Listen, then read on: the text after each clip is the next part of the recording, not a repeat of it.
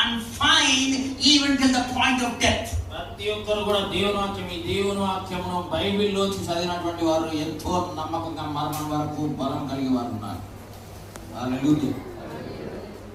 Now listen to this. ఈ మాట వినండి.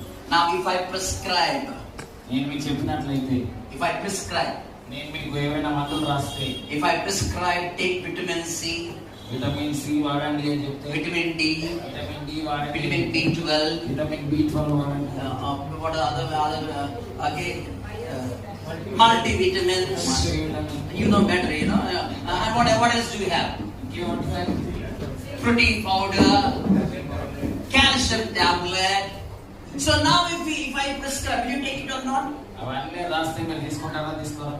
Definitely you will take. ఖచ్చితంగా తీసుకుంటారు. Okay, if I don't prescribe, at least if you go to the doctor will definitely tell this is less for you, take it. నేను చెప్పకపోయినా కానీ, నేను చెప్పినా కానీ డాక్టర్ దగ్గరికి వెళ్తే మాత్రం మీకు తక్కువ ఉంది తీసుకోండి అంటే తీసుకుంటారు కదా. Now when they prescribe it, you take it. వాళ్ళ మందులు రాస్తున్నప్పుడు తీసుకుంటున్నారు. Now listen to this. ఈ మాట వినండి. Right from the beginning, God had prescribed the word of God for us. దేవుడు ఆరంభం నుంచి కూడా ఈ యొక్క ఆయన మాటలను మనకి చెప్తూనే ఉన్నాడు. He has already prescribed the word of God. దేవుని మాటలని మనకి ఇచ్చాడు ఆయన. Every time you use the word of God, you see health to your body. ప్రతిసారి దేవుని వాక్యాన్ని నువ్వు ఉపయోగించినప్పుడు నీ జీవితంలో ఆరోగ్యం నువ్వు చూస్తావు. You know, as a believer, we are still running behind medicine, which is only suppressing, not removing the sickness. విశ్వాసులముగా ఉంటూ మనం మందుల వెంట పరిగెడుతున్నాం. అవి మన యొక్క రోగాన్ని కొద్ది మట్టుకు మాత్రమే పరిష్కరిస్తున్నాయి కానీ సంపూర్ణంగా తీసివేయట్లేదు. How many of you know about the medicine? ఎంతమందికి మందుల గురించి తెలుసు? You know there is no medicine to cure. You know that?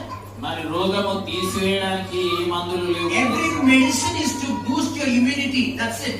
ప్రతి ఒక్క మందులు కూడా నీ యొక్క రోగ నిరోధక శక్తిని పెంచే, or to suppress the symptoms that we are having.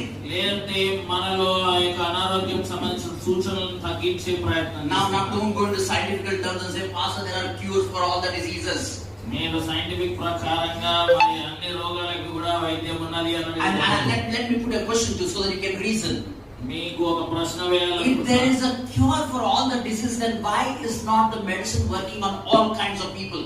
మరి మందులే మరి రోగాన్ని తీసివేయగలిగినట్లయితే అందరి మీద మందులు వాడినప్పుడు అందరికి ఎందుకు స్వస్థత? Medicine work on only few people, other people it's not working. ఆ మందులు కొందరిని మాత్రమే బాగు చేస్తున్నాయి కానీ వేరే వారిని బాగు చేయలేకపోతున్నాయి. That means that is not